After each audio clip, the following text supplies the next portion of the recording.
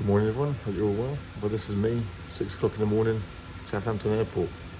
And the plan today is I'm just taking a short flight up to Manchester to collect a new Model Y. It should be quite interesting because new Model Y features a new set of different features which should be really interesting to try out. Tesla always evolve over time with different updates, and there's a couple of key recent updates that I'm keen to try out. One of them is the no parking sensors, so the cars no longer have parking sensors in the bumpers. They rely purely on Tesla vision for their parking systems and warnings. Although I don't think it's actually operational yet, but nonetheless it'd be interesting to try it out.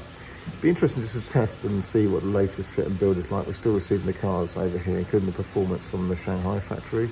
But one of the really key things I want to try out hopefully resolves one of my really only criticisms of the Model Y, and that is the ride quality. It's always been just a little bit firm, and what they've done now is soften that off apparently, so they've got a slightly softer suspension setup that should be more comfortable. So that I'm really interested to try, and the best way to do that is give it a good road test, and that's why I'm currently here in Southampton Airport, flying up to Manchester, and then I'm going to drive the car back. So a good couple hundred miles test to see what it's like. You can also gauge things like efficiency and real world range.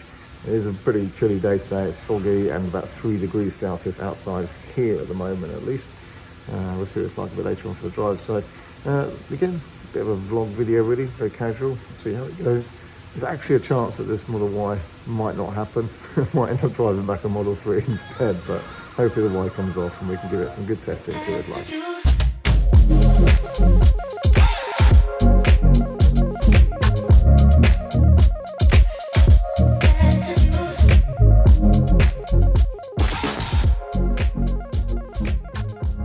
Okay, so plan B, it's now 20 past 11 in the morning and this is my ride back. Tesla Model 3 long range, it's a late 21 car, so it's one of the cars with a heat pump.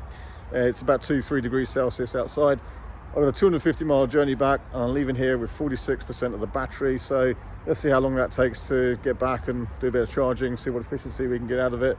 Just doing a factory reset on the car now, so it's all got some fresh data, nav, so I'll get underway, get my nav in and see how long this takes. It's a Friday afternoon in rush hour, so hopefully the traffic behaves and I get back in time for dinner.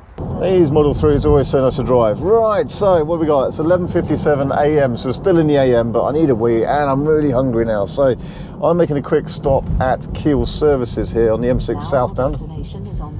And there's some chargers here. These are only V2 up to 130 kilowatt chargers, so they're not the as quick as this car can take, but they are convenient for where I want to stop right now. So I'm gonna make a quick pit stop here, let the car charge up. The car's actually still got 26% battery. Look, it was suggesting a charging stop at Hilton Park near Birmingham, but this is where I want to stop, so that's what I'm gonna do, plug it in and top it up whilst I get some food. Go to the toilet, use the facilities, all that kind of stuff. I have a woolly hat on. It's reporting 7 degrees outside, but pretty chilly, I reckon. Right, let's get some charge. Oh, just getting back in the car now after having some lunch. Only been charging quite slowly here. I've only seen about 63, 64 kilowatts, and there's been nobody else next to me here, even on the V2 chargers. I should have been putting over 100 kilowatts, but it just hasn't got to that speed. So I've actually only got 69% now, having been here for just over half an hour. However, 205 miles to get back. That should get me back with 2%. That's fine. I'd quite like to need to stop again for loo on the way back anyway, but I've got the option basically just to do it in one go now if I can. Again, it's a Friday afternoon, so I want to make as much progress as possible. So time to unplug and go.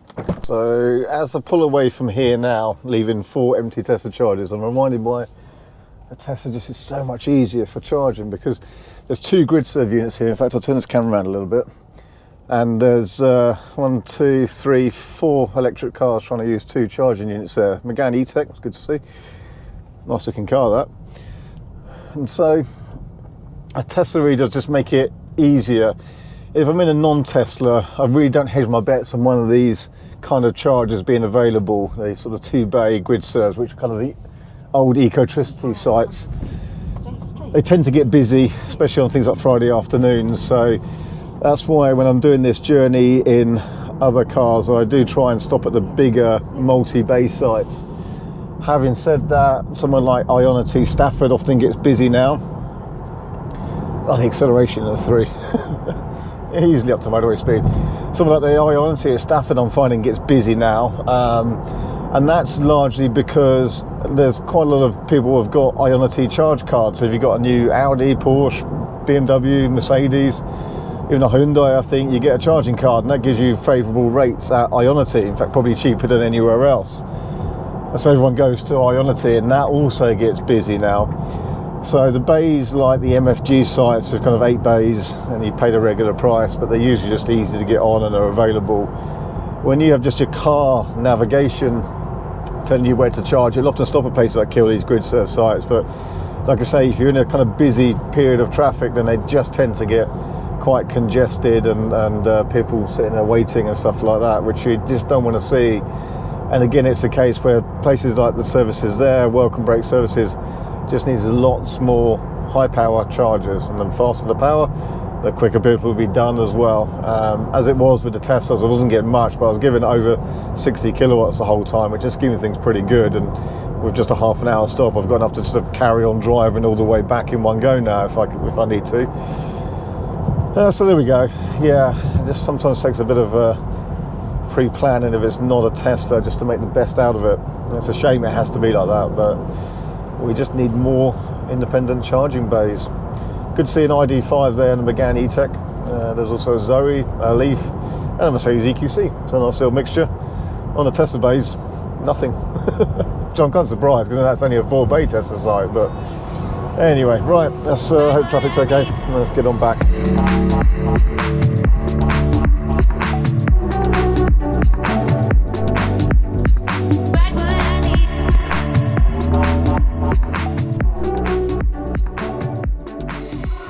So here we are, back at base. Try and capture the last bit of video before I lose the last of the daylight. 4:27 p.m. and I arrived back with 9%. I didn't do any other charging in the end. I kind of knew there'd be quite a lot of traffic on a Friday afternoon, which means you're a bit slower, which means you tend to be more efficient. So let's have a look at some figures then for efficiency and what that would have cost and all that kind of stuff. Then we just park it over here. Right, so 427, 9% of the battery left. This Model 3 long range, I mean, just such a good car for long journeys, makes it absolutely effortless. Great range to it. So remember, we charged up, I think, to 70%, didn't we? So let's have a look at the trips then. So since the last charge, 207 miles. We used 46 kilowatt hours of energy and averaged 223 watt hours per mile, so a smidge over 4.5 miles per kilowatt hour. And I wasn't hanging around, I was going as quick as I can. It was pretty efficient just because there was a couple of bits of traffic on the M6 as normal and a couple of 50 miles an hour roadwork sections. Since I left Manchester, 249 miles, 60 kilowatt hours used there. So if I was going to recharge this back at home, oh, by the way, that charging stop earlier, that last stop there, £14.06 there at Kiel southbound. But let's have a look there. Let's say that trip from Manchester, what would that cost? Well, if I was recharging this from home with solar, it'd probably be nothing. If I was recharging this from home and I've got a cheap overnight tariff, something like a 7 pence per kilowatt hour, some people still have those, you'd be looking at a recharging cost of £4.20 to drive from Manchester back to the south coast here in New Milton, not too far from Christchurch and Bournemouth. But if I was doing that journey and recharging the car now from the most expensive domestic UK tariff, the capped basic energy tariff, that would be £20. So 250 miles, £20 in running cost. If you run your very efficient diesel, let me know below what you think that would have cost you. You may well claim that it's less than that. Okay, fair enough, but this didn't have any tailpipe emissions as we went down the motorway. Certainly less than the aeroplane going to Manchester this morning. That's not a good way to travel. It should have just been a quick and efficient way to get there for a long Friday, although that ended up taking 5 hours door to door. The journey back to here has taken, well, actually about 5 hours in the end, hasn't it? Including the stop. Which I would have stopped for that time anyway, because I needed to eat and I needed to go to the toilet. I'd have been plugged in, parked on the charger, or I'd have been parked in the car park with the car doing nothing. I plugged in at the charger, and it was purely the time that I needed to stop, and it worked out perfectly, didn't it? Even though it charged a bit slowly, probably because it was a bit cold, and those chargers are just the older V2 chargers. If I'd have got the train, that would have also been about 5 hours door to door, actually, from train station to train station, maybe a tad quicker. But getting to and from the station would have then added to that. And that would have been probably the most expensive way, because the train from here to Manchester is something like £140 when I looked yesterday. So, yeah, that's the expensive one. Anyway, so Model 3 long range. I'll tell you what, these cars are really good value now. So we've seen some of the prices of Model 3s on the used market just drop in recently. There's more coming onto the market, and then we've got the general market conditions at the moment where a lot of used cars are falling in value a little bit. The Model 3 has fallen, and it makes a car like this. This is a 2021 car. It does have the heat pumps. It's a bit more efficient in the colder weather like now than the earlier cars. Now these are coming down to kind of certainly below £45,000 now. This one will be advertised under 45,000, and that's with under 20,000 miles. I mean, what have we got here? 18,951 now. And some of the older long ranges are down below 40,000 and with a bit of higher mileage. And for a £40,000 car, then needs no servicing, really doesn't cost too much to run at all. And especially, again, if you're buying through business, it's an absolute no-brainer. And is it really inconvenient to do a 250-mile trip in an electric car? And I started with, what was it, 46% as well? I didn't even start, if I started fully charged, I wouldn't have needed to stop at all. But I still would have done, because I needed to myself. So as ever, just trying to show that these are fantastic cars. You may do a lot of mileage, you may do a lot of longer trips, but these just make it so easy. And they're just lovely to drive as well. Autopilot's a dream. These cars will be running Tesla Vision now. And I have to say, I think, for me, the autopilot experience today, at least with Tesla Vision, I think it was a bit smoother, actually. Let me know your thoughts in the comments below, what you think of autopilot, if you've been using it recently, since you've had one of the more recent software updates that means it runs Tesla Vision for running the autopilot instead of the radar. So good cars, good cars. Right. So 4:30, I've got a bit of office work to do, so I better get up there and do that. Thank you for watching. I hope that's been somewhat interesting in the end. I know it wasn't quite as planned, but you know, that's a day. That's a daily vlog day. I'm going to go and do some office work and head home and have some dinner. See you soon.